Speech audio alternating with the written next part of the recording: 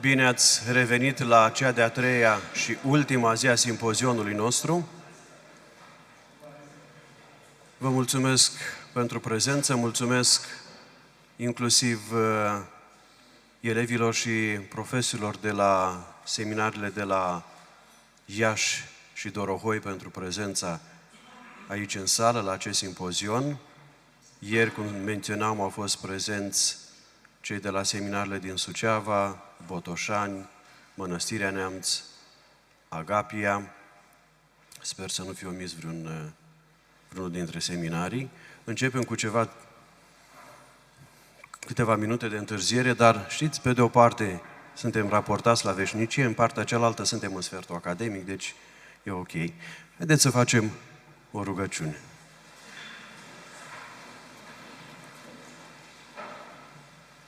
Hristos a înviat din morți, cu moartea pe moarte călcând, și celor din morminte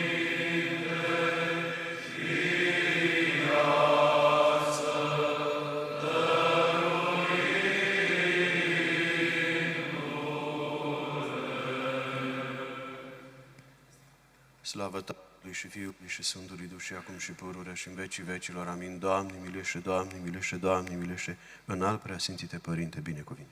Pentru rugăciunile Sfinților Părinților noștri, Doamne Iisuse Hristoase, Dumnezeul nostru, miluiește-ne pe noi.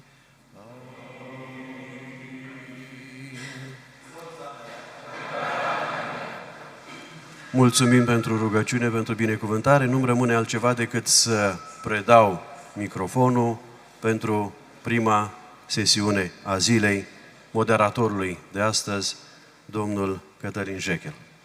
Vă mulțumesc, Părinte Decan.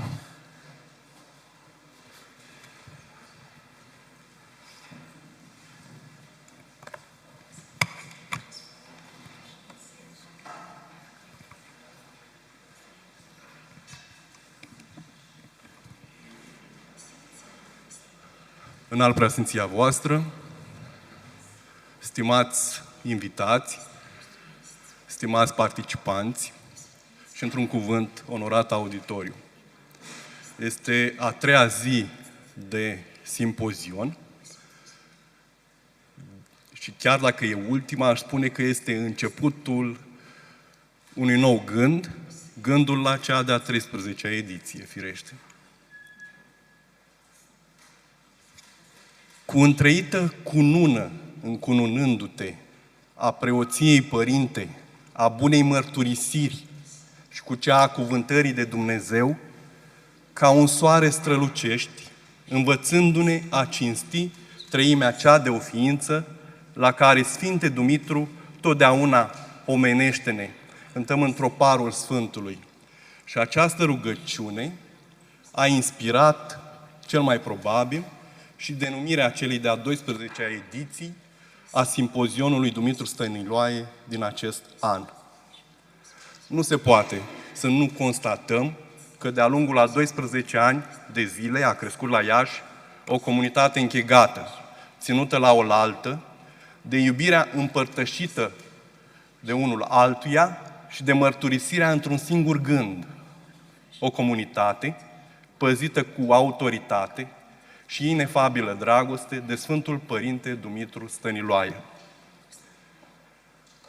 Un alt semn al acestei cerești purtări de grijă, pe lângă cel al creșterii și consolidării unei astfel de comunități, sunt, cred eu, și cele două conferințe, cea la care am fost martori ieri, a Părintelui Profesor John Baird, iar cea de-a doua, urmând a ne bucura astăzi.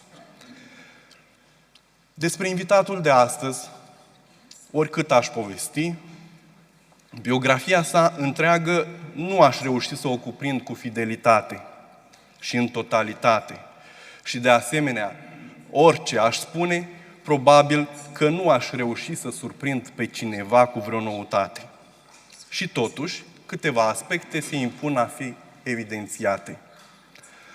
Dr. Norman Russell este pasionat traducător din și în limbile greacă, engleză, franceză, italiană, erudit patrolog, fascinat de viețile și scrierile Sfinților Părinți ai Bisericii, îmbrăcat în veșmântul smereniei, atitudinea rigidă, inabordabilă, fiindu-i cu totul străină, dornic să descopere și apoi să îi îmbogățească pe alții. Irlandez pe filieră paternă și grec pe cea maternă, având o impresionantă bibliotecă în locuința sa din sudul Franței, din regiunea Burgundiei, de altfel un topos încadrat de coline molcomi, vii și pășuni și, cum el însuși mărturisea, vecini viticultori. Este profesor de teologie patristică la Institutul Teologic Santa Eufimia di Calcedonia din Bologna, profesor invitat al Universității Agora, Vermont și Alexandria și cercetător al Universității Oxford. Călătoria sa spre ortodoxie a început în urma întâlnirilor providențiale cu marele teolog romano-catolic, Părintele lui Buie, care l-a încurajat să aprofundeze învățătura despre îndumnezeire și acest lucru se întâmpla în anii 80. Și cu Părintele Profesor Richard Price. A continuat apoi acest drum prin transformarea lucrării sale de dizertație într-o carte cu îndrumarea vrednicului de pomenire, mitropolit Callistos Ware, carte care a fost publicată ulterior la Oxford University Press în 2004, la recomandarea părintelui profesor Andrew Love. Ulterior acestui demers publicistic, St. Vladimir's Press l-a invitat pe profesor Norman Russell să elaboreze un volum care să reflecte strict concepția ortodoxă despre îndumnezeire. Astfel încât, în 2009, apare cartea Împreună lucrători cu Dumnezeu, gândirea ortodoxă despre teosis. Acest proiect a fost un pas important care, urmat fiind și de moartea mamei sale, despre care mărturisește că pe lângă învățarea limbii grecești vechi, l-a hrănit cu iubirea părinților bisericii și a culturii bizantine, a condus la convertirea sa la ortodoxie în 2011.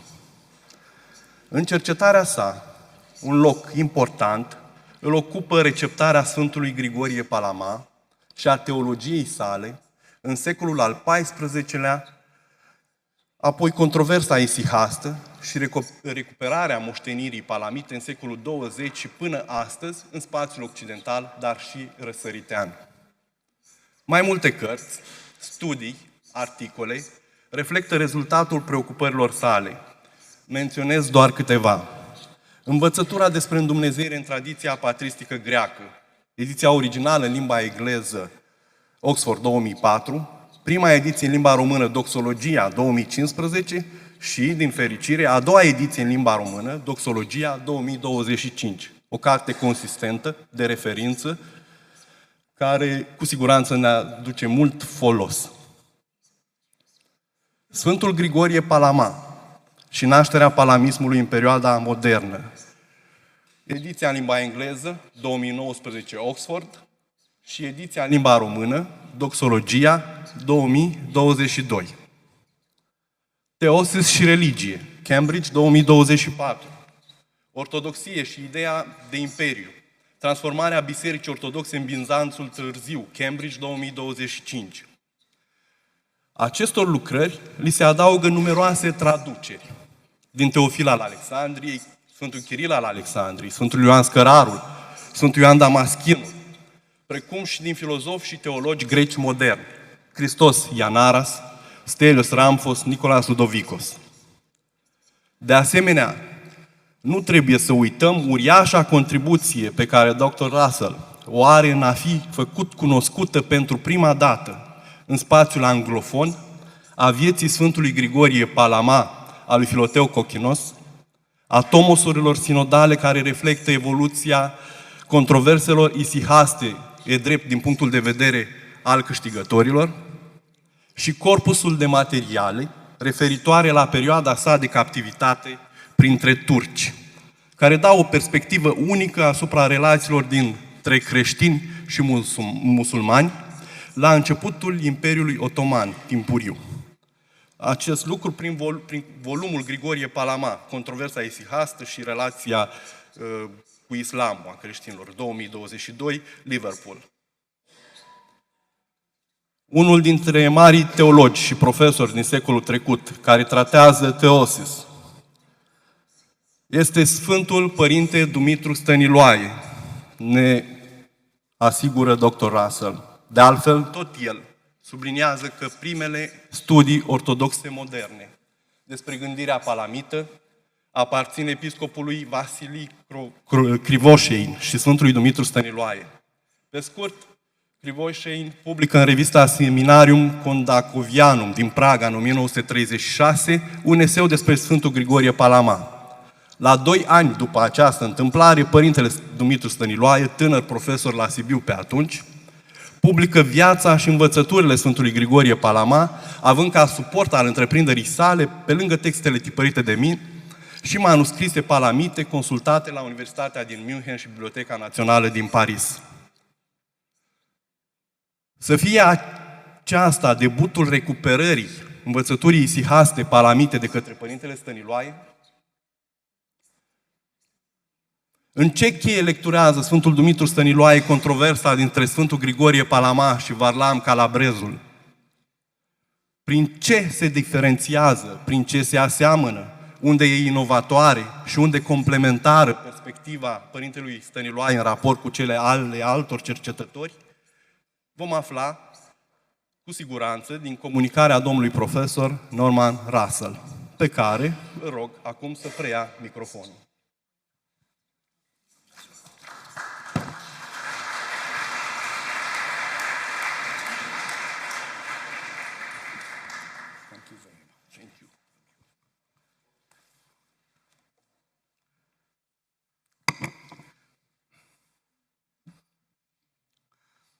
Sevastmiotate, dear friends, it's a great honor to be here with you and to speak about your great Dumitru Stăniloae.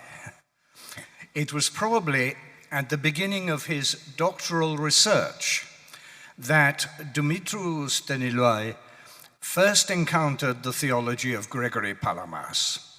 In 1928, he defended his thesis, The Life and Activity of the Patriarch Dositheos of Jerusalem and his links with the Romanian lands at the King Ferdinand I University of Cernăuți, a town now in Ukraine, but then in Moldavia. Dositheos II of Jerusalem, patriarch from 1669 to 1707, was the most important Palamite of the early modern age and the first to have the synodal Tomi of 1341 and 1351 printed, and moreover printed in the Principality of Moldavia here at Iași. The motivation for Dositheos' publishing program, his intention, which he was unable to realize, Dositheos' intention that he couldn't do, was to publish the whole of Palamas' works. And the reason was the need to encounter aggressive Latin proselytism in the Ottoman Empire. This fact is not irrelevant to Stăniloae's own Palamite program. The ecclesiastical context in which Stăniloae encountered Palamas through Dositheos' publications, principally in 3 huge public compilations, the Tomos of Reconciliation, the Tomos of Love, and the Tomos of Joy. The first 2 printed in Iași in 1692 and 1698, respectively, and the third in Rymnik in Wallachia in 1705, was not unlike the ecclesiastical context in Dositheos' own age.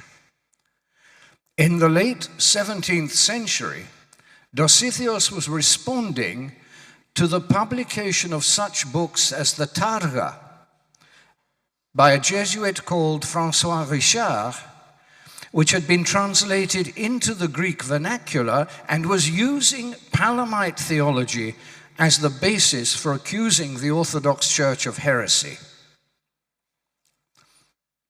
That was in the 17th century. In the early 20th century, there was a renewed interest in Palamas by Roman Catholic scholars such as Martin Jougy, who, like Richard, also used Palamas as an example of theological innovation in the Orthodox Church. Jougy maintained, moreover, that Palamism was an innovation which, although synodically raised in the 14th century to the official teaching of the Orthodox Church, had by Jougy's own time been quietly dropped, thus demonstrating the doctrinal instability of orthodoxy.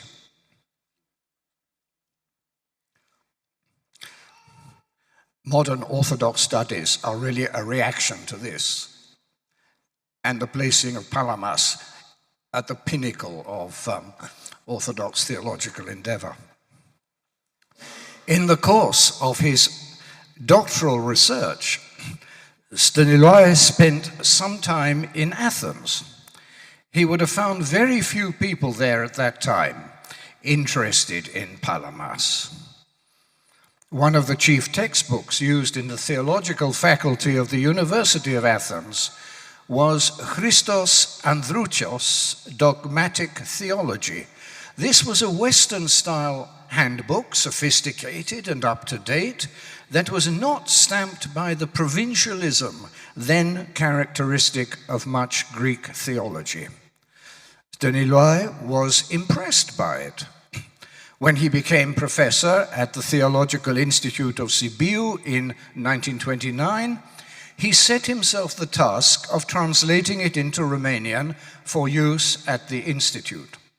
By that time, however, he was becoming much better acquainted with Palamite theology. In 1928-29, he'd been in Munich doing postdoctoral research under the Byzantinist August Heisenberg. It was there that he was introduced to a neglected pioneering study of Palamas published in 1911 by the Greek scholar Grigorios Papamichail, and this led him to the study of manuscripts containing material on and by Palamas held in the great libraries of Munich and Paris. As a result of his research on these primary materials, he became dissatisfied with Androuchos, which he came to see as not properly orthodox, but simply a Greek version of Western dogmatic manuals. The 3 months Staniloae spent in Paris in 1930 were especially fruitful. The works of Palamas produced in volumes 150 and 151 of Ming's Patrologia Graeca were only those that had been published up to 1865 and did not include the triads or the letters of Palamas. The citations in Staniloae's eventual book on Palamas reveal that the principal manuscripts he studied at the Bibliothèque Nationale de France were Coeslinianus 99, 100, and 101, and Parisinus Graecus 1238. The Coislin codices, part of a collection of the complete works of Palamas made on Mount Athos at the Great Lavra in the 15th century, were bought in 1643 by Athanasius the Rhetor On behalf of the French Chancellor, Pierre Séguier, Staniloae was the first modern scholar to exploit them. But it was another 8 years before his book on Palamas was published, because of the new responsibilities that occupied him on his return to Sibiu. In Sibiu, Staniloae was a rising star. Coming from a small village in Transylvania and from a modest background, he had graduated with a doctorate from a prestigious university and had undertaken postdoctoral studies abroad. In 1931, alongside the courses he taught at the Theological Academy, he began writing for the weekly newspaper Telegraful Roman. This entry into journalism should not be seen as a distraction from his theological work. Staniloae was born in the Habsburg Empire. Transylvania had only become part of the Romanian state at the end of 1918, the end of the First World War, when Staniloae was 15 years old. Nation building round its Romanian and Orthodox core was an important part of his cultural and religious DNA. The Telegraful Roman, Romania's oldest newspaper, had been founded by the great Archbishop and later Metropolitan of Sibiu, Andreu Șaguna, in 1853, specifically as the mouthpiece of the Archbishopric in its mission to confirm and deepen the sense of an Orthodox Romanian identity. Staniloae took over its direction in 1934, convinced that theology should not remain a discipline confined to intellectuals, but should pervade and enrich the inner life of all Orthodox Romanians.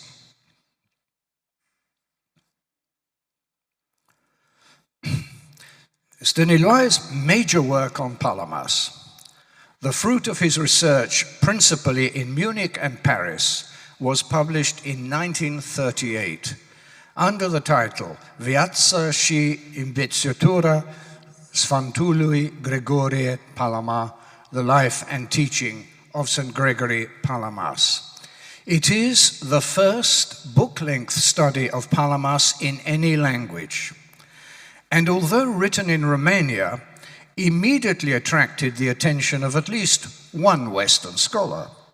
This was Jean Gouillard, who reviewed the book at some length in the journal Echo d'Orient. Gouillard welcomes the book as a major contribution to the study of Palamas, which through diligent analysis puts new texts into their historical context. He's less happy with the ideological stance that Staniloae reveals in the work. For Staniloae, the Hesychast controversy, or more precisely the Palamite controversy, of the middle decades of the 14th century was essentially a clash between Western scholasticism and Eastern mystical theology. His mastery of the primary material is evident, but it is also clear that he comes to this work with his interpretative framework already formed. His assessment of Barlaam of Calabria, Palamas' first opponent, who initiated the controversy when he lodged a complaint at the Patriarchate in Constantinople in 1340 that Palamas was promoting Bogomil teaching, a dualist heretical teaching, provides us with a good illustration of his method. Staniloae's work was based on a close reading of the primary texts. Secondary material is cited very rarely. In the first chapter, however, he takes issues with the arguments of the Italian Barlaam scholar Giuseppe Schirò, who maintained that Balaam was an Italo-Greek and baptized in the Orthodox faith. Staniloae does not cite any specific work of Schiro, but he's probably referring to his 1931 article, I rapporti di Balaam Calabro con le due chiese di Roma e Bisanzio. Relying entirely on statements by Palamas and Nikephoros Grigoras about Balaam, Staniloae concludes that Schiro's arguments are weak and that Balaam was an Italian and not a Greek unit. The weakness of Staniloae's own conclusion is evident from the fact that he relies only on the statements of Balaam's opponents or critics, taking them at face value. Palamas and Grigoras, however, are not neutral witnesses. Even before the synodal trial of 1341, it was strongly in Palamas' interest to discredit Balaam as a spokesman for orthodoxy by accusing him of Latinophronia. Later, after the formal condemnation not of Palamas but of Balaam instead in 1341, Grigoras, who came later, needed to distance himself from Balaam if he was going to make his own opposition to Palamas legitimate and credible. Philotheos too, Palamas' friend and encomiast, who later became a patriarch of Constantinople, also refers to Balaam as pretending to be orthodox in a text with which Staniloae was familiar. From the Palamite point of view, Balaam was a thoroughly bad lot. Yet, shortly after his arrival in Constantinople in 1330, he was made Igoumenos of the Akataleptos monastery. He was subsequently sent by the Emperor Andronicus III on diplomatic missions to Avignon and Paris. On the doctrinal front, he successfully upheld the Greek position on the Filioque in a disputation in Constantinople with a delegation sent by Pope John XXII. Scholars today follow Schiro. It is agreed that even though Varlam signed his works Varlam Italos, considering himself homogenes with the Italians, he was brought up in the Greek faith and reconciled himself to the Latins only after his condemnation by the Home Synod of Constantinople in 1341. Since the time of Staniloae's pioneering study, it has also been generally agreed by scholars that the Hesychast controversy, certainly during Palamas' lifetime, was an internal Orthodox affair. Yet Staniloae never revised his early characterization of the controversy as a clash of Eastern and Western theological mindsets. In the last year of his life, in 1993, his life and teaching of St. Gregory Palamas was issued with a new preface. In the new text, he makes the following points. 1. The controversy occurred through the clash of Western scholasticism with the traditional religious thought of the East. 2. The doctrine of St. Gregory Palamas has formed modern orthodoxy and must be taken into account in any serious discussion of orthodoxy today. 3. The Eastern mystical tradition, with its emphasis on deification as the goal of the Christian life, is more profound than the Western tradition with its emphasis on the imitation of Christ. 4. The Palamite distinction between the essence and the energies of God is fundamental to Orthodoxy's mystical theology and much superior to the Thomist view of God as actus purus, which renders him an abstract entity. And finally, a Romanian translation of the complete works of Palamas is much to be desired. Those are the 5 points he makes in his new preface of 1993, just a few months before he died. On the question of the nature of the Hesychast controversy, few would interpret it today as a clash of Western scholasticism with the traditional religious thought of the East. John Meindorf, in his classic book, St. Gregory Palamas and Orthodox Spirituality, first published in French in 1959, does speak about the opposition between the essentialism of Palamas' adversaries and the Christian existentialism of the Hesychast doctor, not presenting it as an East-West issue, but still seeing the controversy in ideological terms.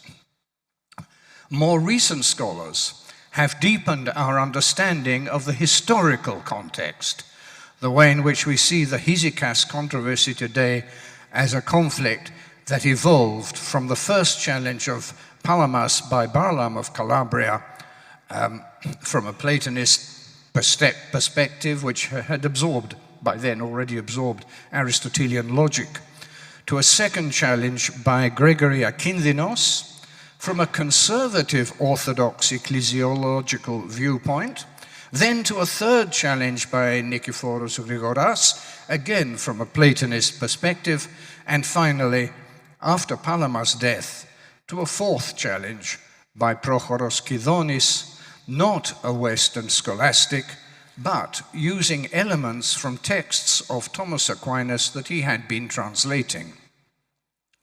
In these matters, as one would expect of a book published 87 years ago, Staniloae's life and teaching of St. Gregory Palamas has been superseded.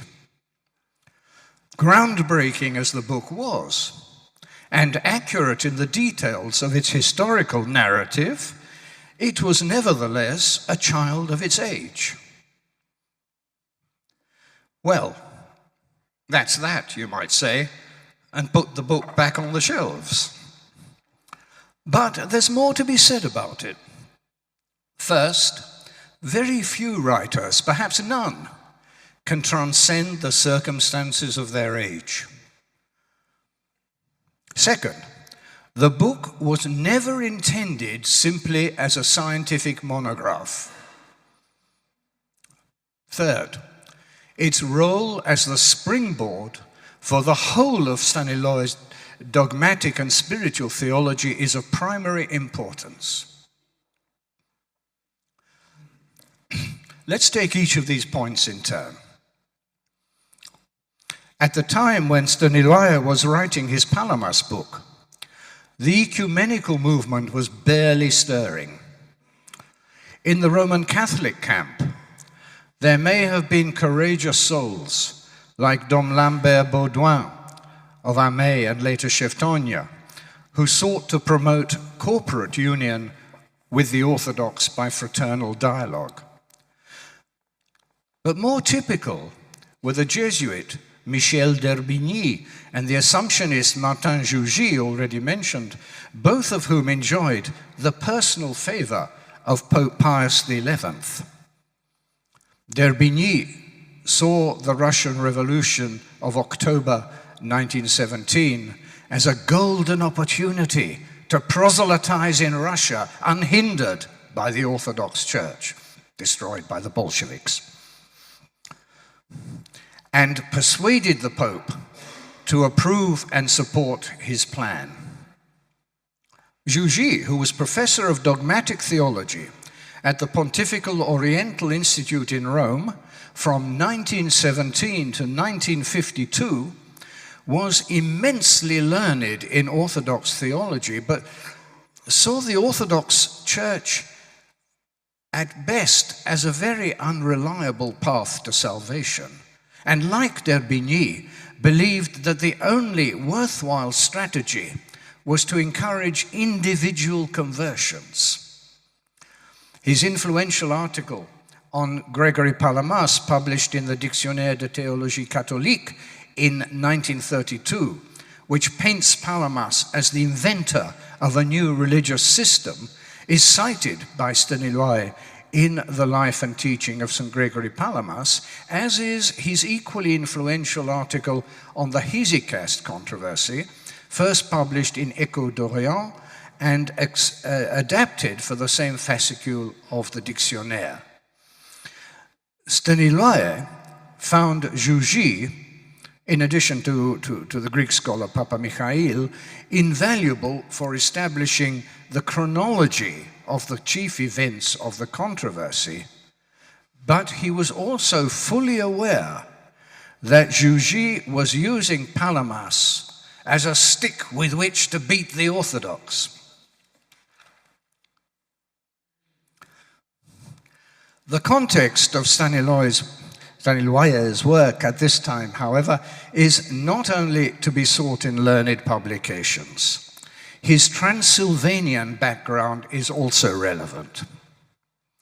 Ever since the capture of Transylvania by the Habsburgs, after the defeat of the Ottomans in 1687, the ethnically Romanian Orthodox of the region had been on the front line of Catholic Orthodox conflict. In the 17th century, the Romanians had no place alongside the privileged three nations, the Hungarians, the Saxons, and the Czechs, with their officially recognized Protestant and Catholic churches. Jesuit missionaries saw this as fertile ground for proselytism. In 1698, the Orthodox Metropolitan of Transylvania, Anastasie Angel, with his Holy Synod, largely as a remedy for the disenfranchised status of the Orthodox, accepted union with Rome, becoming the Greek Catholic community, or the Romanian Unified Church, the Biserica Romana Unita, with the officially recognized political status that, in the Habsburg context, went with it. Subsequently, the Greek Catholics played a prominent role in the cultural movement known as the Transylvanian School, with its pioneering work on the study of the Romanian language and culture. Transylvania was thus at the center of the early struggle to establish a Romanian identity. Until the First World War, there was pressure on Transylvanian Romanians to convert to Eastern Rite Catholicism. When Transylvania became legally part of Romania as a result of the Treaty of Trianon of 1920, the advantage passed to the Orthodox. Staniloae's doctoral thesis and subsequent work on Palamas may thus be seen on the level of Transylvanian ecclesiastical life as a contribution to the post-1920 pushback against Uniatism. On the national level too, this was a period of the refashioning of Romanian culture and the strengthening of Romanian identity in the new Greater Romania. I'm carrying coals to Newcastle in many ways, but those of you who are not Romanian might be interested in this. As part of the consolidation of this identity, the metropolis of Romania, autocephalous since 1885, was raised in 1925 to the rank of a patriarchate. The politics of the interwar years in Romania are complex and still controversial. But we need to set Staniloae's work in this period in its broader context. The 2 decades from 1920 to 1940 were an era of political volatility in Romania with frequent acts of violence by the far right. In 1927, the Legion of the Archangel Michael, the Iron Guard, was founded as a militant ultranationalist movement and quickly became the 3rd largest political party in Romania. A thinker closely associated with this party was the journalist, poet and theologian Nikifor Crainic. Stăniloae first met Crainic at his ordination to the diaconate on the 8th of October 1931.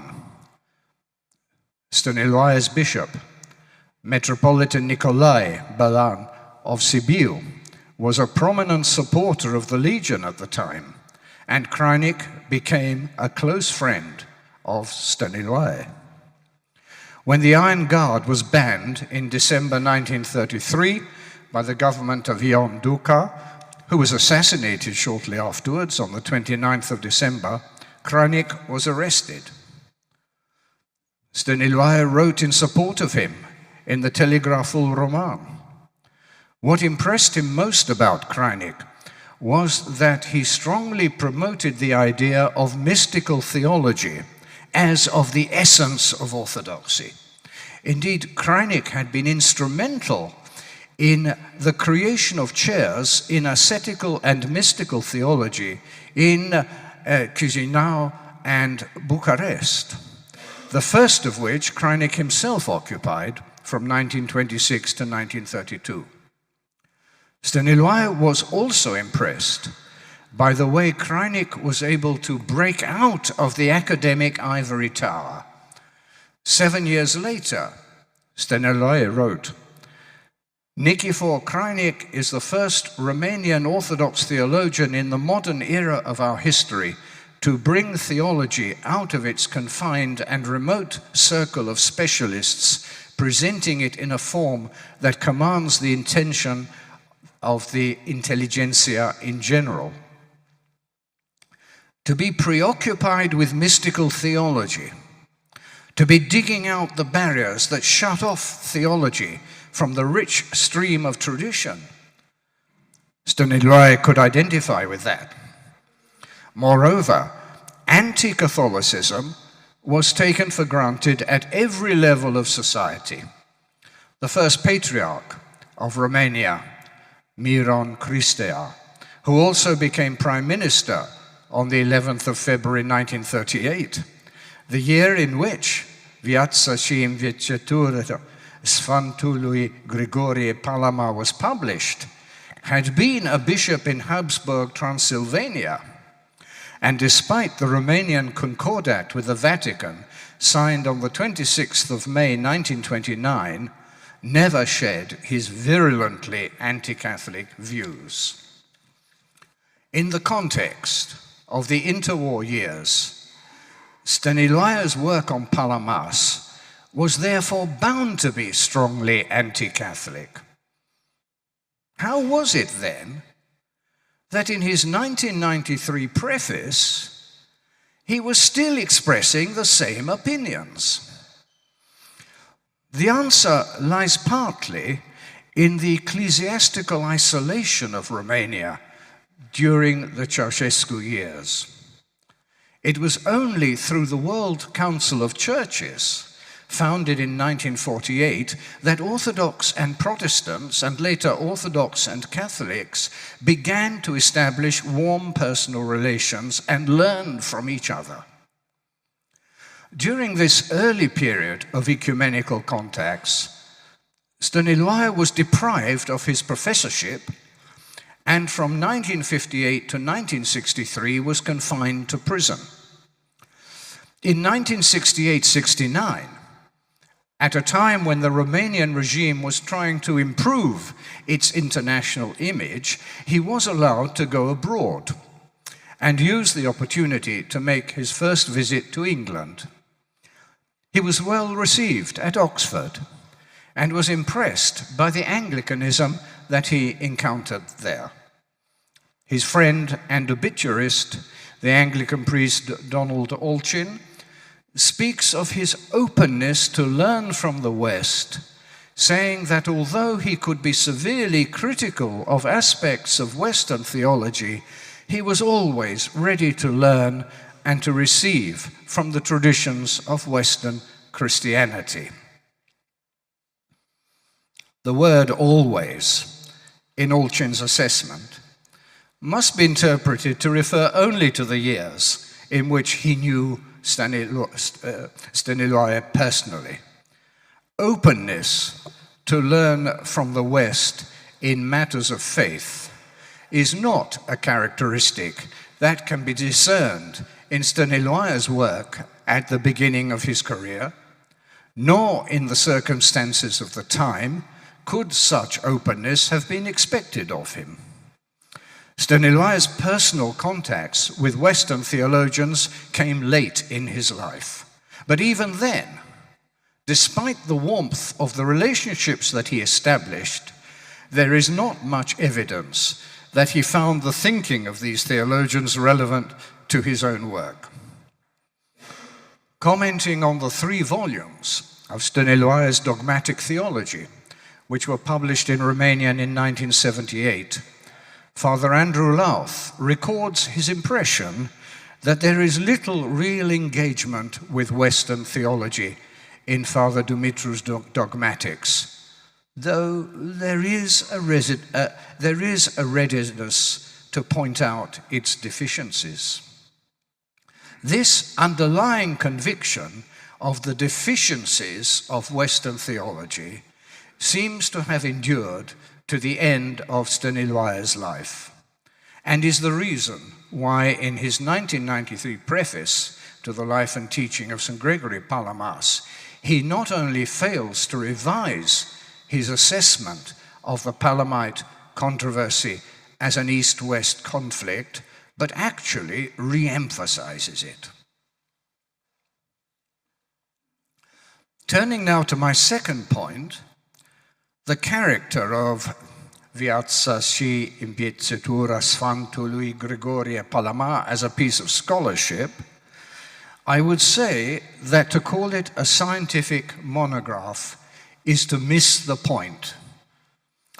I think it's significant that although Stăniloae undertook his research on the manuscripts immediately after his 1929 doctorate, the resulting book was not published until 1938. This was no doubt partly because of the pressure of his work as a new professor at Sibiu and also as a journalist on the staff of Telegraful Roman, but more importantly, in the early 1930s, the books Keros had not yet come. I've already referred to the ideological stance that is clearly discernible in the book. By the late 1930s, it was apparent that Roman Catholics were occupying the Palamite scholarly high ground and were using this as a base from which to launch attacks on orthodoxy.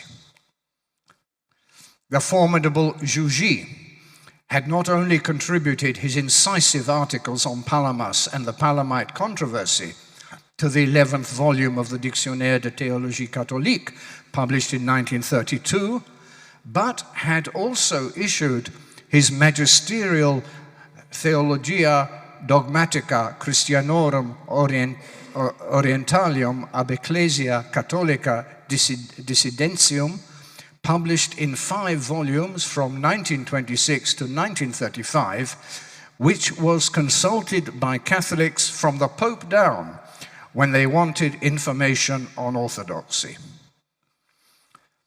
Then there were the Jesuits, Irénée Auxerre and Sébastien Guichardin, with La méthode d'oraison efficace and Le problème de la simplicité divine, published in 1927 and 1933 respectively, both, like Jugy, painting Palamite theology as quasi-heretical. Where was the Orthodox response? There'd only been one before Stăniloae, and this was Father Basil Krivoshein's journal article on Palamas ascetical theology and gnoseology, originally published in Russian in 1936 and translated into English in 1938 and German in 1939.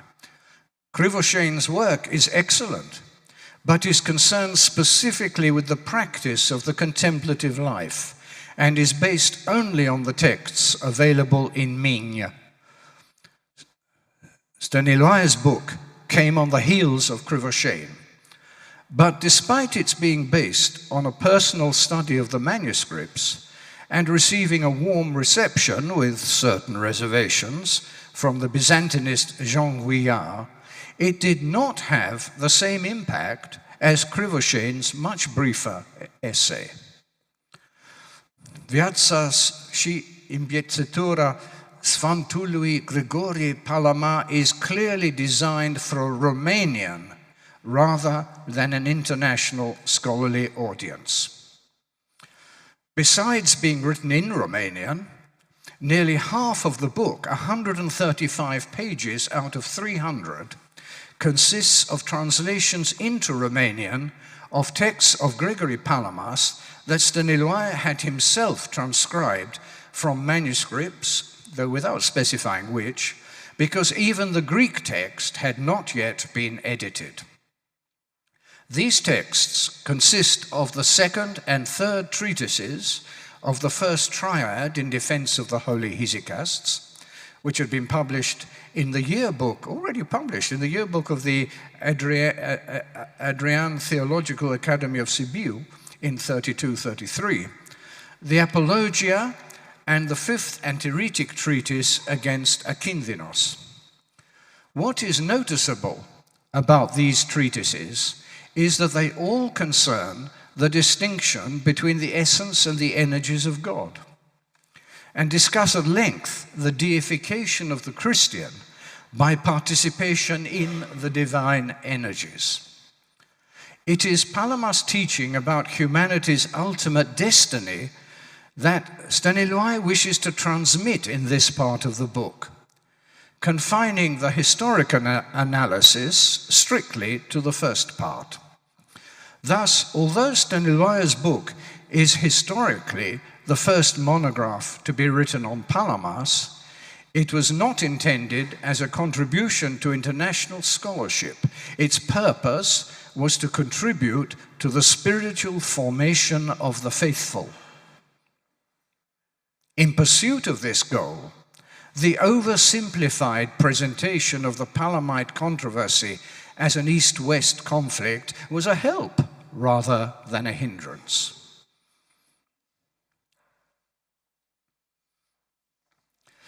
My third point is that the Viața și îmbiețătura Sfântului Grigorie Palama may be seen as a kind of manifesto, setting out the basic presuppositions of all of Stăniloae's future work. That is not to say that Stăniloae chose to adopt a strongly Palamite position for polemical purposes. Rather, he is steeped in the patristic tradition which he sees as coming to spiritual fruition in Gregory Palamas. In his otherwise excellent book, The Neo-Palamite Synthesis of Father Dumitru Stăniloae, Father Adrian Agaki gives a sensitive analysis of the different ways in which Stăniloae develops his insights into Palamas' teaching, but ends on a negative note, emphasizing Stăniloae's lack of a critical spirit, his excessive use of a doxological style, his minimal furnishing of bibliographic references, and his blurring of the boundary between his own thinking and that of Palamas, regarding all this as poor work for a supposedly objective analysis. And so it would have been if Stăniloae were a Western academic. In his theological writing, however, his doxological style and his blurring of the subjective-objective boundary are positive strengths. When we read Stăniloae, we are reading a modern church father immersed in the church's mystical tradition. As Father Agaki himself says, he lived what he was doing. His daughter Lydia recounts how he used to love shutting himself in his study, losing himself in his own thoughts, making the ideas that come from his reading his beloved friends. He describes his approach to his work himself in the introduction to his Orthodox dogmatic theology, unfortunately omitted from the English translation. He says, "In doing this work, we let ourselves be guided by the manner in which the Holy Church Fathers understood the Church's teaching. But when interpreting the dogmas, we also took into consideration the spiritual needs of souls that hunger for salvation in our own times.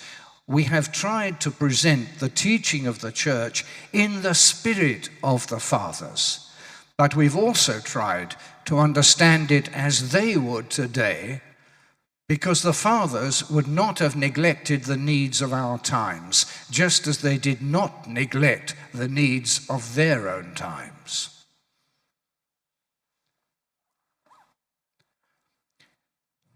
In the spirit of the Fathers, this is the neo-patristic program.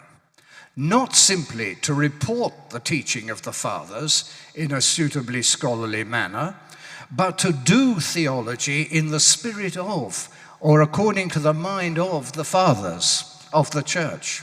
For Staniloae, to do theology in the spirit of the Fathers meant above all to explicate their mystical theology, from the early Fathers to the final flowering of this mystical theology in St. Gregory Palamas and his immediate disciples. The first work that Staniloae undertook in pursuit of this program, and by program I don't mean a carefully planned academic project, but rather a spiritual vision of the path leading towards the ultimate fulfillment of the human person in union with God through participation in the divine energies. This program was a vastly expanded and annotated translation of the Philokalia. Basing his work initially on the Greek Philokalia of St. Nicodemus of the Holy Mountain and St. Macarius of Corinth, published in Venice in 1782, Staniloae published 12 volumes of patristic texts with his own commentary from 1946 to 1991. The additional material consists of classic ascetical texts of the early monastic tradition, as well as more demanding texts of mystical theology important to the later hesychast tradition. The latter group includes Maximus the Confessor's Questiones et Dubia and Questiones ad Thalassium in vols 2 and 3 from 1947 and 1948 respectively, Simeon the New Theologian's 225 practical and theological chapters with selections from Ethical Discourses 1 and 5 in volume 6 of 1977, and 2 treatises from Gregory Palamas Triad 2, sections 2 and 3, along with Palamas on the divine and deifying participation, which, dating from 3041-42, is the first Greek treatise, this one of Palamas, to be written specifically on deification. And this is also in Vol 7, which also was published in 1977.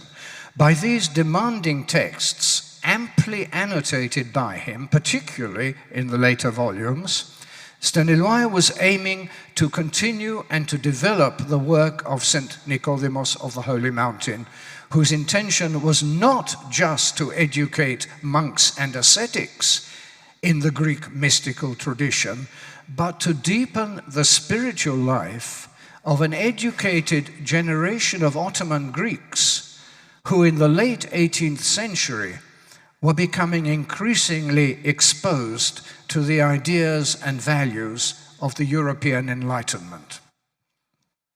In this endeavor, Stăniloae was not working in a vacuum.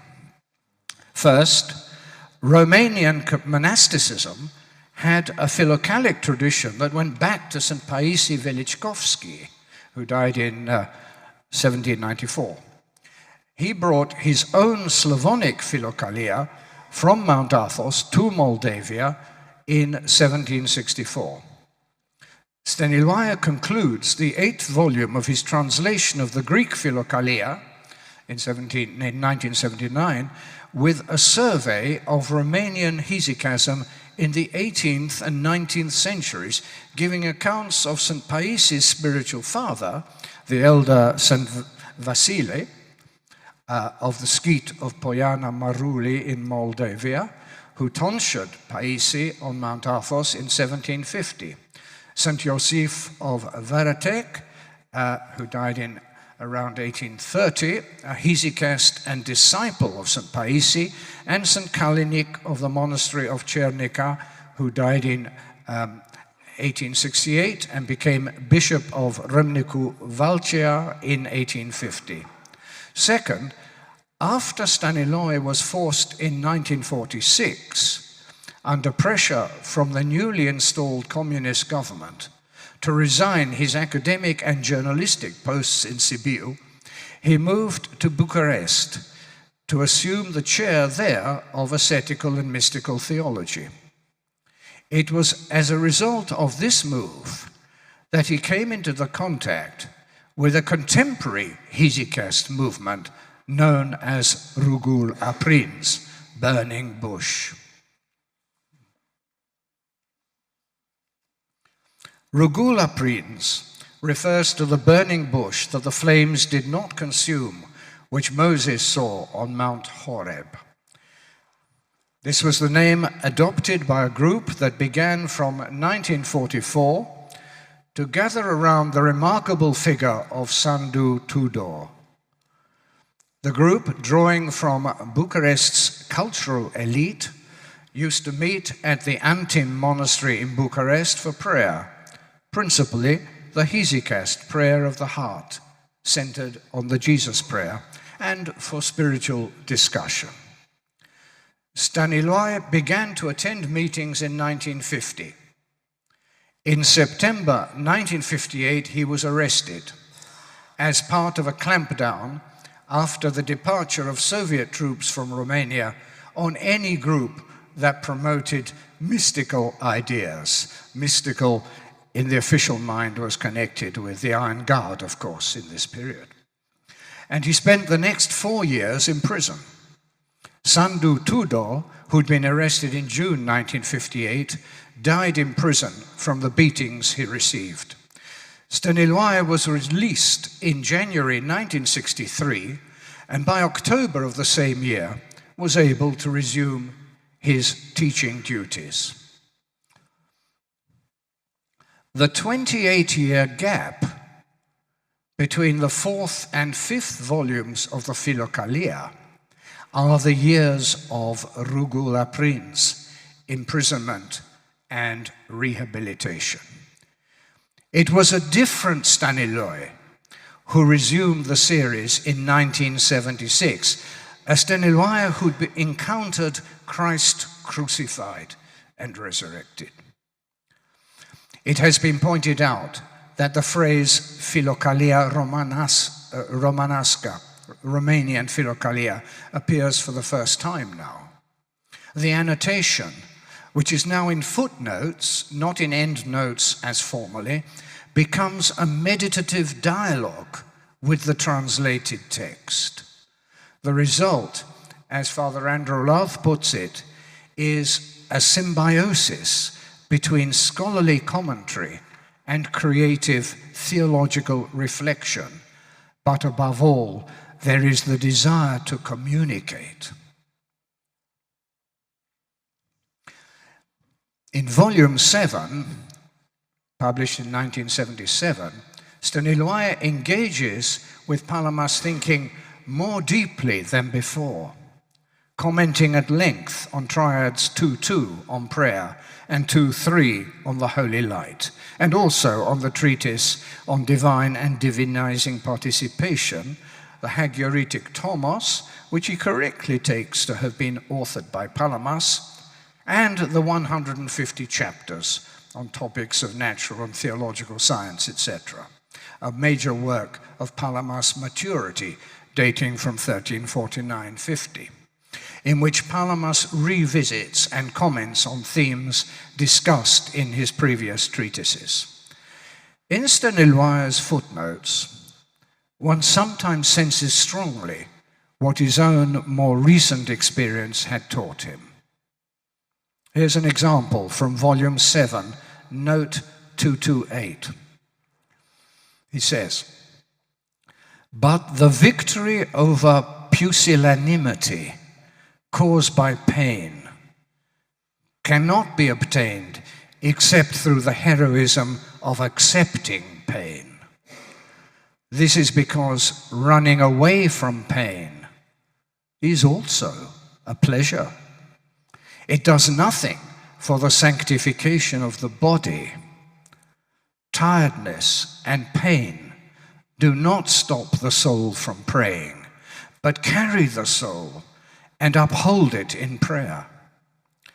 By contrast, the pleasure of the senses, by giving the feeling of power, of self-sufficiency, will stop the soul from praying."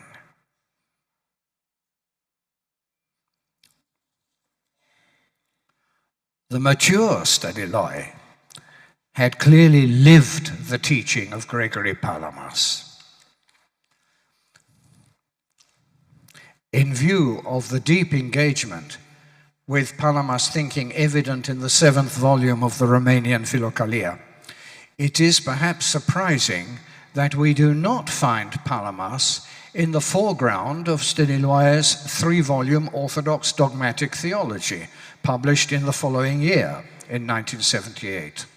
This is probably because, as Adrian Agaki suggests, Staniloae's ascetical and mystical Life of the Orthodox Church, first published in 1947 and reissued in 1973 under the title Orthodox Moral Theology, which places Palamas very much in the foreground, was envisaged by Staniloae as the 4th volume of his dogmatic theology.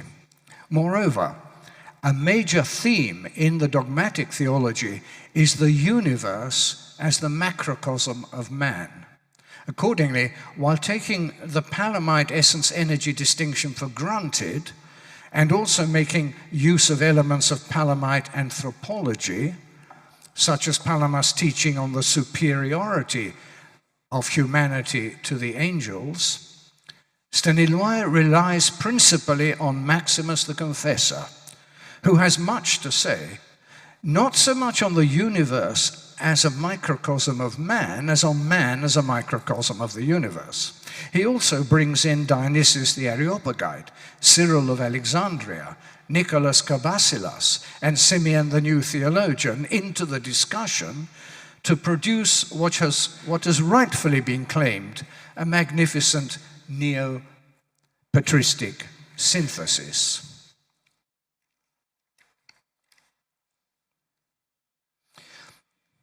It is the Orthodox Moral Theology volume, translated into English as Orthodox Spirituality, that we get the fullest sense of Staniloae's engagement with Palamas. In the first edition of 1947, he had devoted a chapter to Bulgakov's Sophiology. In the second of 1973, as pointed out by Agaki, he drops this chapter from Bulgakov and instead brings in Gregory Palamas more fully. In the interval between the two editions, he'd been working on the Palamas texts that he included in Volume 7 of the Romanian Philokalia, and this has evidently borne significant fruit. Palamas becomes his main guide for the relationship between apophatic and cataphatic theology, for the role of the divine energies, and for the nature of deification. To structure his discussion in Orthodox spirituality, Stăniloae uses the classic divisions of the spiritual life: purification, illumination, and perfection, first set out by Dionysius the Areopagite at the beginning of his treatise, The Celestial Hierarchy. Although Stăniloae occasionally makes some critical remarks about the Western tradition, particularly in relation to the hostility of several contemporary Catholic writers to Palamite theology, the threefold division of the stages of the spiritual life is a factor common to both the Eastern and the Western traditions. This is because Dionysius was translated into Latin as early as the mid-9th century by John Scotus Eriugena and became an important source for the spiritual teaching of Bonaventure, Thomas Aquinas, Meister Eckhart, and the Rhineland school of mystical theology. In the Christian mystical tradition, Dionysius is a common father of both lungs of the Church, the Western as well as the Eastern. The same cannot be said, at least not yet, about Gregory Palamas. The third part of Stăniloae's book, however, which bears the Dionysian title Perfection, is dominated by the thinking of the great Hesychast teacher.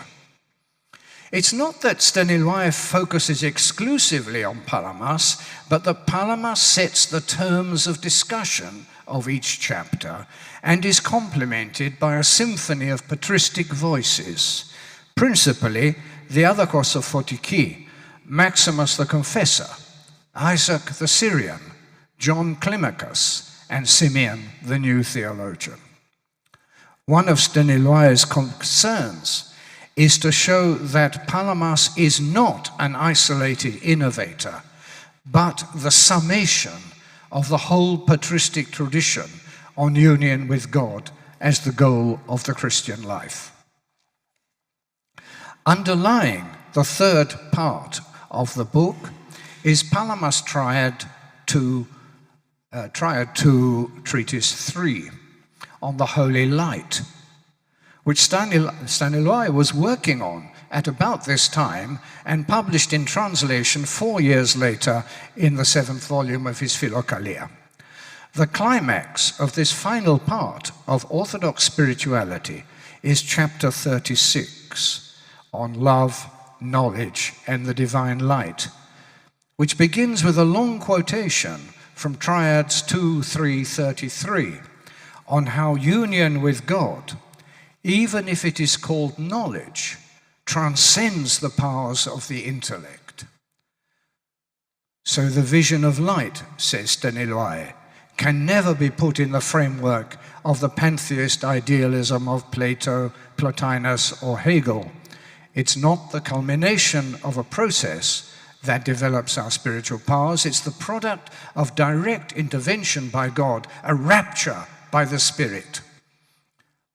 He also says, Barlaam admitted only the impression of perceptible images and so considered the divine light too is such an image. Palamas knew better, not only from the fathers, but also from personal experience. Stăniloae concludes the chapter with some magnificent passages from Simeon the New Theologian, for whom the divine light is only the sensible aspect of divine love, this warmth of love which becomes light springing from the action of the Holy Spirit. 3 years later, in 1976, Stăniloae returned to the theme in an article on the Orthodox interpretation of the divine light published in the journal Orthodoxia. Here he engages with the Jesuit Jean Danielou, the Dominican Marie-Joseph Le Guillou. In his classic work, Platonism, Platonisme et la théologie mystique, published in 1944, Danielou had drawn attention to the Platonic origin of Christian language about the beatific vision. Le Guillou, by contrast, in an article that appeared in Estina in 1974, Lumière et la charité dans la doctrine palamite, had not been prepared to attribute a Platonic background to Palamas' teaching on the divine light. Staniloae welcomes this move as an important step towards accepting that the vision of the divine light is not a created grace, as Latin theology would have it, but is the manifestation of the love of the personal God towards us, and invites Le Guillou to take this further step. Staniloae concludes from his examination of the work of the two French scholars that the problem with the West lies not so much in the essence-energies distinction as in the Western understanding of personhood, simply in essential terms. In the second part of his article, Staniloae goes on to discuss the significance of divine light in Orthodox worship. Adrian Agaki is not satisfied that he's dealt with this topic adequately, but nevertheless is rightly impressed by his new willingness to engage with Western scholars without his customary polemics. To return to Orthodox spirituality, the book concludes with an important distinction between deification in a broad sense and deification in a strict sense. Deification in the broad sense begins with baptism and encompasses the entire struggle of the Christian spiritual ascent from the ascetic struggle, from the initial struggle with the passions to the final experience of the divine light.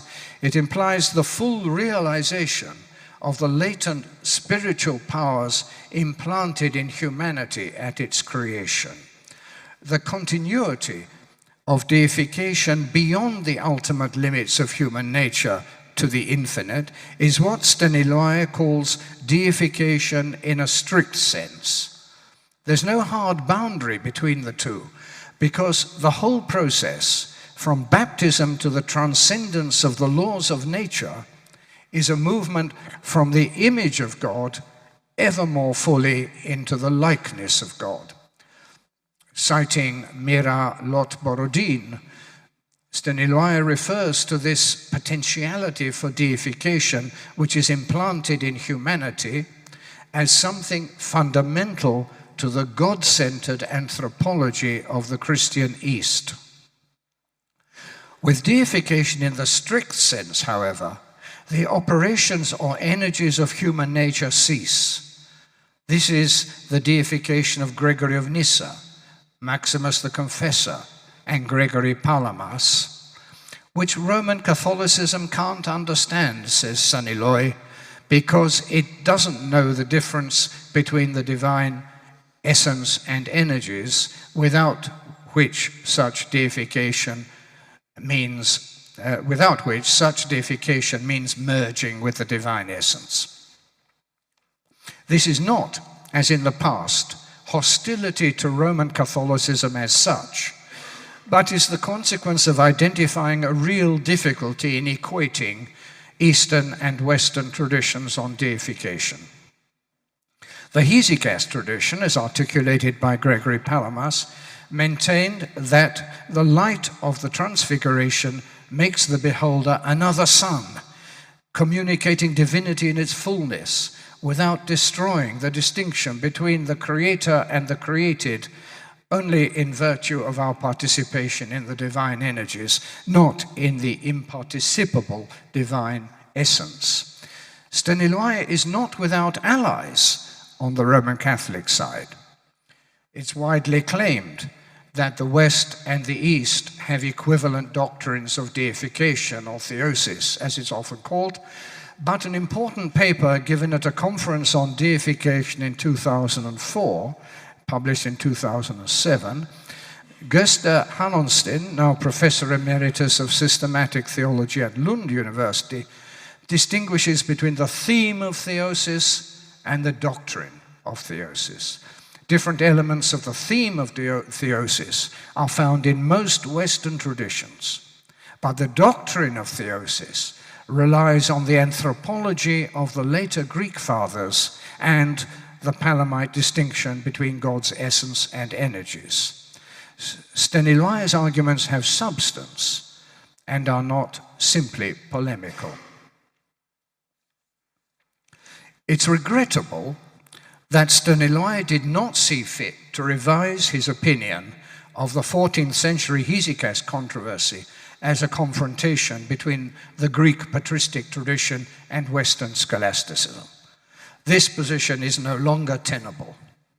But, as I indicated at the outset, it's exceedingly difficult for any scholar to transcend the limitations of his age. And as Father John Bear reminded us yesterday, the great caesura of the transition of centuries from the 20th to the 21st divides us from all that. Staniloai was a great theologian whose Romanian Philokalia and Orthodox dogmatics in particular stand as lasting monuments. If there are some aspects of Romanian culture in the ethnocratic period between the two world wars which he failed to discard, that is hardly surprising. This year, in the centenary of the establishment of the Romanian Patriarchate and the 32nd year after his death, the Church has seen fit to glorify Dumitru Staniloai among the saints. Axios esti.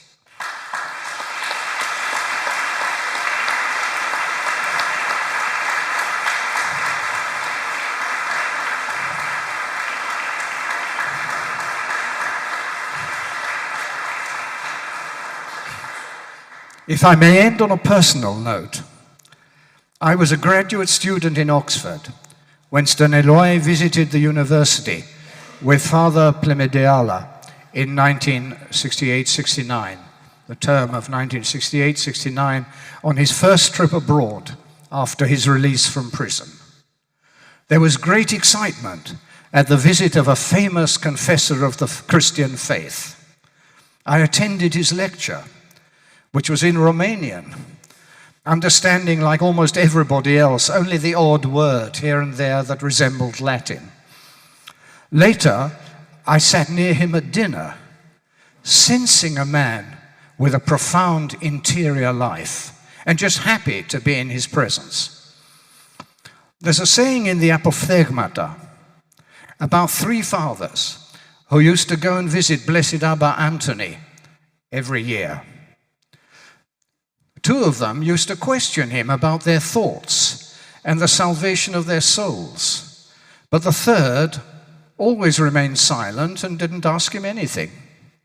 After much time had passed, Abba Anthony said to him, "You have been coming here to see me for such a long time, but you never ask me anything."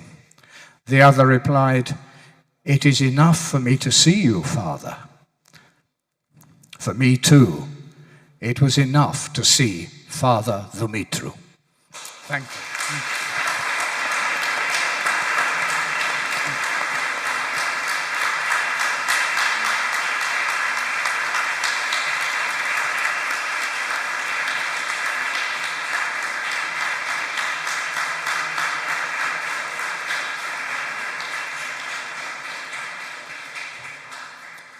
Vă mulțumim mult pentru această conferință foarte densă, domnule profesor.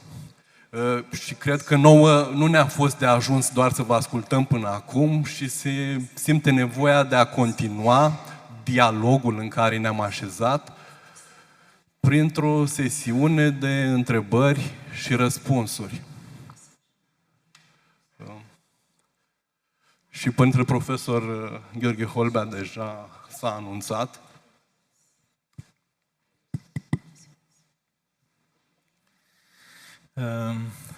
Mulțumim mult domnului profesor pentru această prezentare duhovnicească. A fost Aș vrea doar să fac o remarcă. În ceea ce privește teologia Sfântului Grigore Palama, introdusă în manualul de teologie dogmatică, trebuie să revenim asupra unui aspect. În 1958 a apărut manualul de teologie dogmatică în 2 volume pentru institutele teologice, un colectiv de autori. Teologia Sfântului Grigore Palama cu ființa lui Dumnezeu și energiile dumnezeiești necreate este prezentă în acest manual, 1958. Din păcate, numele părintelui Dumitru Stăniloae este șters pentru că în 1958, când apare teologia dogmatică, părintele este arestat. Nu s-a mai revenit asupra acestui aspect, deci este pentru prima dată, și o spun responsabil, pentru prima dată, când în învățământul academic ortodox, și mă refer aici prin comparație cu teologia academică grecească, atunci dominată de Panagios Trembelas, care, l-a ignorat pe Sfântul Grigore Palama, ba mai mult, a reluat ideile lui Martin Jugy, conform cărora teologumenele lui frizează uneori erezia. Este pentru prima dată, iată, în plină epocă de prigoană comunistă, când într-un manual de teologie ortodoxă academică apare teologia Sfântului Grigore Palama. Deci sunt 2 volume, 1958, colectiv de autori, și părintele Dumitru Stăniloae are 11 teme pe care le tratează în acest manual, iar teologia Sfântului Grigore Palama este o teologie centrală. Nu s-a mai revenit asupra acestei nedreptăți, pentru că manualul a fost retipărit după Revoluție, dar din nou numele părintelui Dumitru Stăniloae a fost eludat, omis. Vă mulțumim. Vă mulțumim mult pentru această minunată expunere.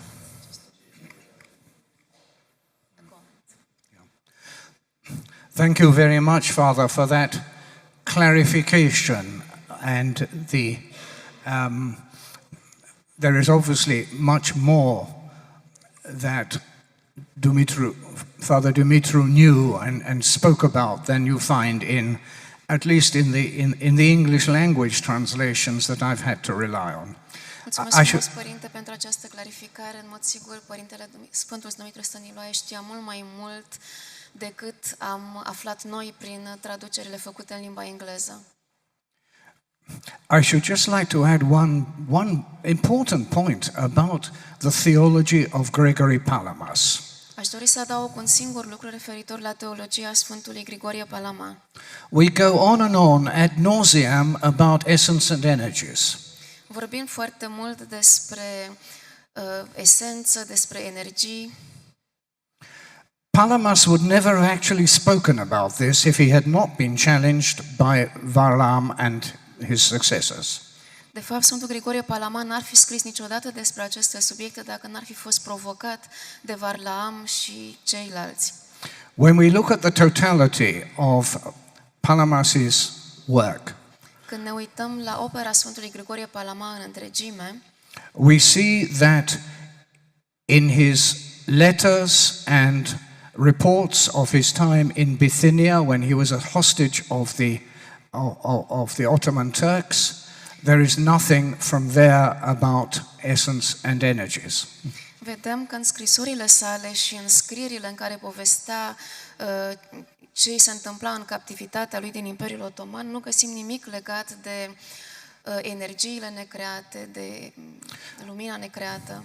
Moreover, in the large corpus of Palamas's homilies to his people of Thessaloniki, Iar în corpusul mai larg al scrierilor pe care Sfântul Grigorie Palama le-a redactat pentru oamenii săi din Salonic, 40-odd homilies, there's only hardly any mention of essence and energies. în aceste 48 de predici către tesaloniceni, aproape că nu există nicio referire la acest subiect al energiilor și al esenței dumnezeirii. și la esența Dumnezeirii. He did not need this in order to teach his people, the lay people, his people about the Christian life and the goal of union with God. Nu a avut nevoie de această învățătură pentru a-și învăța turma despre viața creștină și despre scopul vieții creștine. Energy's essence and energies were something, I believe, rooted in the Cappadocian Fathers, but which Palamas reserved for his intellectual debates with people hostile to the Hesychast tradition. Iar această învățătură a sa despre esența Dumnezeirii și despre energiile necreate, oarecum este înrădăcinată în învățătura Sfinților Părinți Capadocieni, de care a avut nevoie în discuțiile sale intelectuale, dar care nu-i foloseau neapărat în învățătura, în predania către turma sa de credincioși. And a final point, Palamas was not anti-Western. We know from the letters of Gregory Akindinos that he sent copies of his work to the Dominican fathers in Pera and to the master of the Hospitallers in Rhodes to inform them and to engage in discussion with them. Și aș mai spune și că Sfântul Grigorie Palama nu era neapărat împotriva celor din Apus, pentru că a corespondat cu aceștia, i-a scris lui Akindinos și altora al căror nume nu l-am reținut, îmi cer scuze. So we always need to keep the whole context in view when we discuss Deci trebuie Palamas. tot timpul să ne gândim la întregul context atunci când discutăm pe Sfântul Grigorie Palama.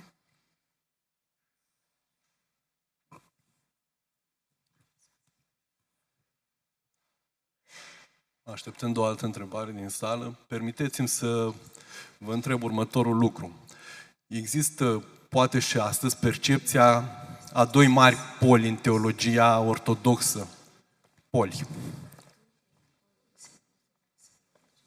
Teologia rusă și cea greacă. Iar între ele se resimte un gol oarecum pe care l-am dorit umplut. Credeți că prin receptarea teologiei Sfântului Părinte Dumitru Stăniloae, teologia românească ar putea umple acest gol? When I was a student, looking at Orthodox theology, there was, as you say, there was the Russian tradition, particularly as represented by the exiles in Paris. There was the Greek tradition. In between the Russian and Greek tradition, there was a big hole occupied by Romania. Now, I see wonderful signs in recent years of Romanians taking their rightful place in the international debate. And this I would urge all Romanian scholars,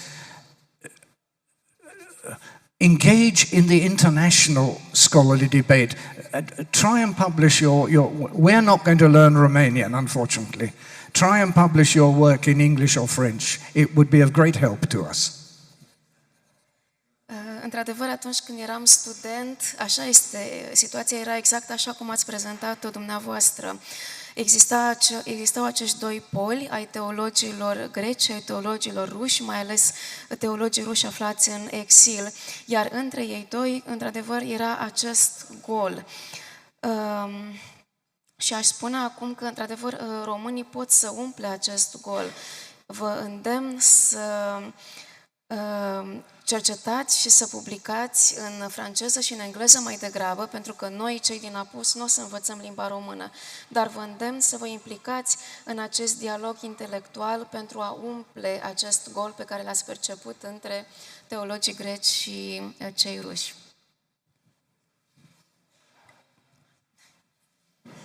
Da. Bună ziua, mă numesc Mihail Bărsan și aș dori să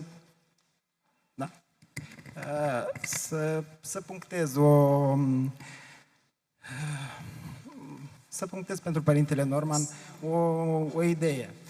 Învățătura Sfântului Grigore Palama, înainte să fie, să zic așa, utilizată la Biserica Unită cu Roma din Transilvania, a fost utilizată mai întâi la Biserica ca și învățătură împotriva Bisericii Unite din Ucraina. Astfel îl avem pe ierarhul Petru Movilă, care realizează un eveniment unic, Sinodul de la Iași, și acolo se creionează, se scrie manifestul de credință ortodox. Astfel încât folosește învățătura Sfântului Grigore Palama tocmai înainte de a fi vorba despre Biserica Unită cu Roma. Privim cu tristețe la ce se întâmplă în această perioadă în Ucraina, unde avem un război între creștinii ortodoxi, unde avem un război fratricid și ne doare faptul că acest conflict se întâmplă acolo. Cred că avem nevoie de mai multă credință, avem nevoie de o învățătură corectă, avem nevoie ca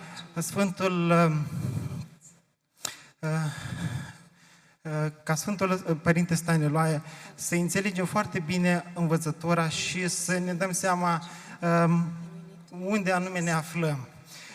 Cred că în privința catolicismului și tot ce a însemnat el, mai ales în ultima perioadă, în care avem o serie după Sfântul, să zic așa, sau preafericitul Părinte Ioan Paul al II-lea, avem un papă care abdică, avem un papă cu viziuni progresiste și avem iarăși un papă care a avut un trecut cu multe semne de întrebare. Cred că este important să ne păstrăm credința ortodoxă, să ne păstrăm și să luăm aminte la învățăturile Sfântului Părinte Mărturisitor Dumitru Stăniloae. Vă mulțumesc!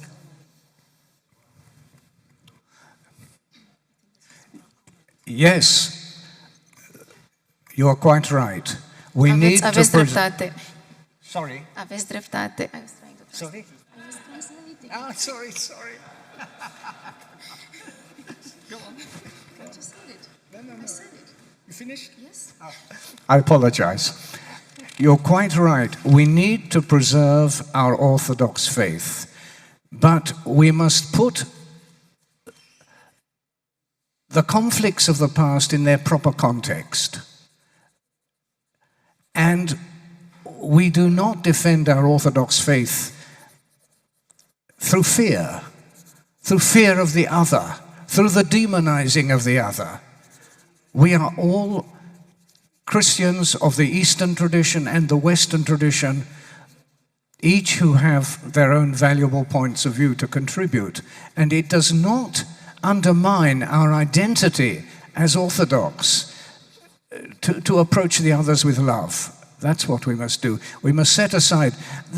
The problem with Palamite studies is that they began in the 17th century in a polemical manner, were resumed in the 20th century again in a polemical manner. We have to overcome these polemics.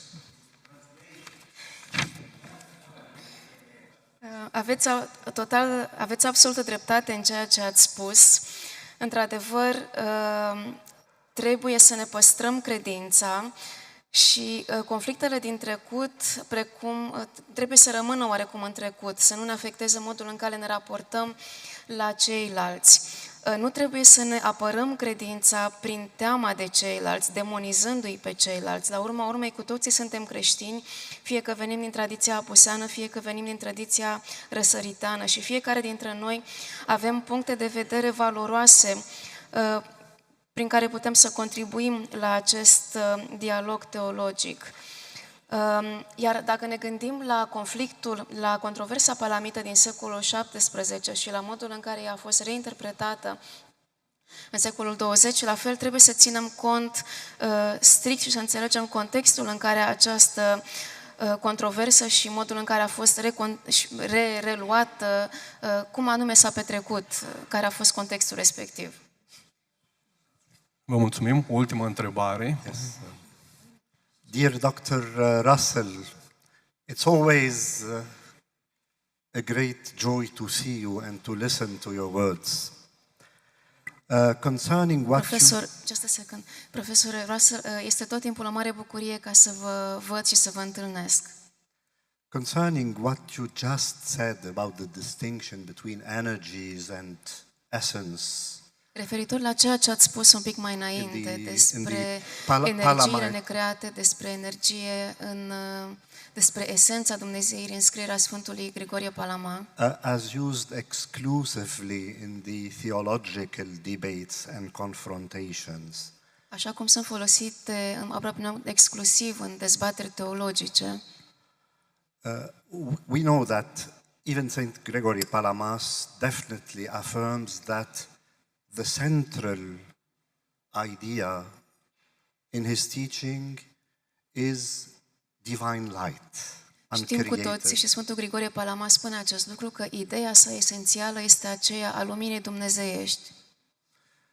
But I mean this distinction as a hermeneutic tool Dar distincția aceasta ca instrument hermeneutic in interpreting the divine revelation, divine manifestation, modul de a interpreta revelația divină, dumnezeiască, manifestarea dumnezeiască, modul în care Dumnezeu se the manifestă, possibility of communication and communion between the transcendent divine and the created human posibilitatea reality. de a comunica și de a avea această comuniune dintre latura dumnezeiască transcendentă și dintre latura creată, zidită, partea zidită.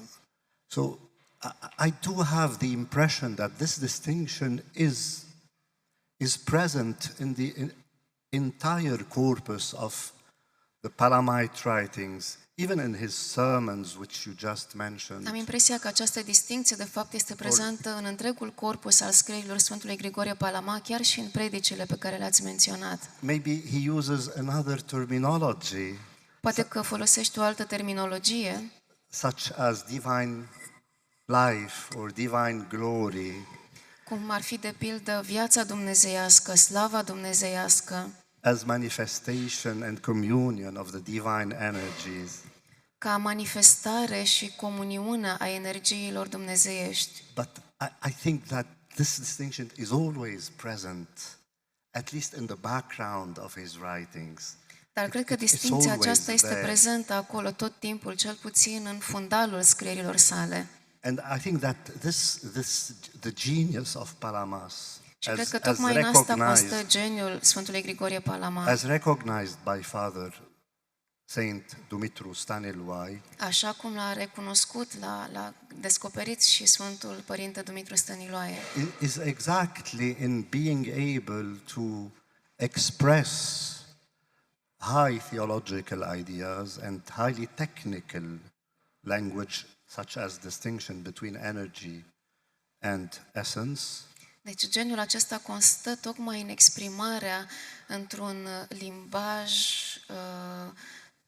rafinat a acestei înțelegeri complexe a naturii dumnezeirii și a energiilor, in a pastoral language, and a spiritual and pastoral language, l-a exprimat într-un limbaj pastoral și duhovnicesc, which not only touches the thought and the heart of the believers, care atinge nu doar inima credincioșilor, but is also capable of impregnating our entire theological thought dar today. poate de asemenea să își lase amprenta pe întreaga noastră gândire teologică de astăzi. Thank you.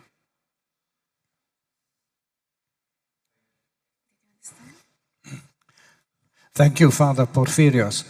I agree that the divine energies are always there in the background of Palamas's thought.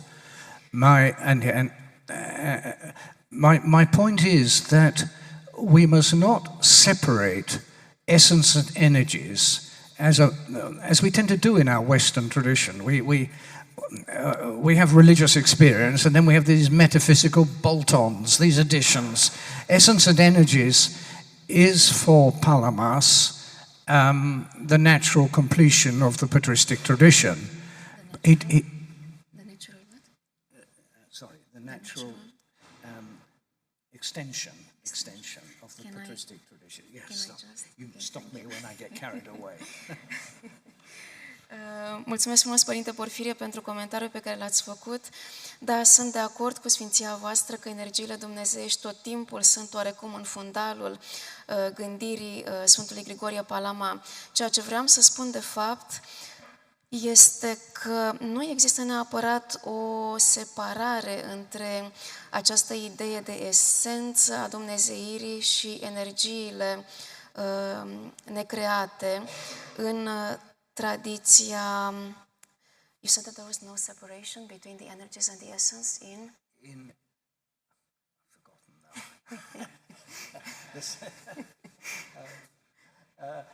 in the tradition of in the Western tradition. In the Western tradition, în tradiția apuseană. the energies is separated from all other, from the totality of Palamas thinking. Această învățătură despre energiile necreate și despre esența Dumnezeirii oarecum este separată de restul gândirii Sfântului Grigorie Palama. I get asked by academic presses to comment on books about Palamas which have been submitted to them. De multe ori mi se cere, am primesc aceste solicitări din partea editurilor de a face comentarii la cărți pe care le primesc, care sunt scrise despre Sfântul Grigorie Palama. I'm getting tired by this essence energies debate, which I find all the time. Și deja am obosit să tot regăsesc această dezbatere între esență și energii, care apare mereu în aceste cărți. I think Father Dimitru Stăniloae puts us in the right direction. Și cred că Părintele Dumitru Stăniloae duce această discuție în direcția potrivită. When he identifies the problem as one of the human person. Atunci când identifică problema ca fiind aceea a persoanei umane. And I hope our future research on all this can show us how Palamas had a polemical, he enjoyed polemics, unfortunately. Și cred că vor fi alte cercetări care se vor face în viitor.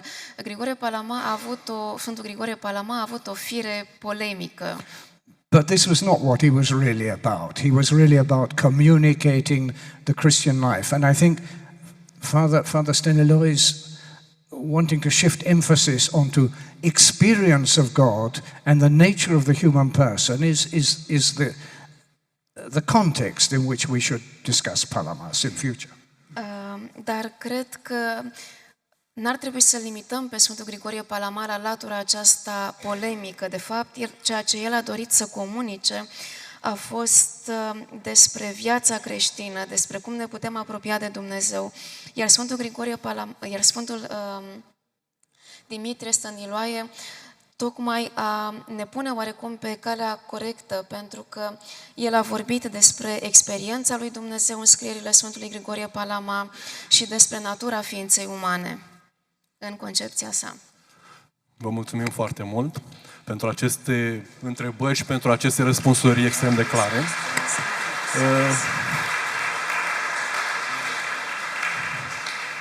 Deja timpul alocat acestui moment a fost depășit, o fi un semn bun, nu o fi așa de bun. Asta este. Va urma începând de la 11:10. Organizatorii sunt generoși și pauza o prelungesc un pic până la 11:10, când va începe sesiunea a 5-a, Teologie și Viață, unde protagoniști sunt părintele conferențiar dr. Nicolae Moșoiu și lector dr. Alexandru Prelipcean, iar dialogul va fi moderat de părintele asistent dr. Petru Cernat. Vă mulțumim tuturor!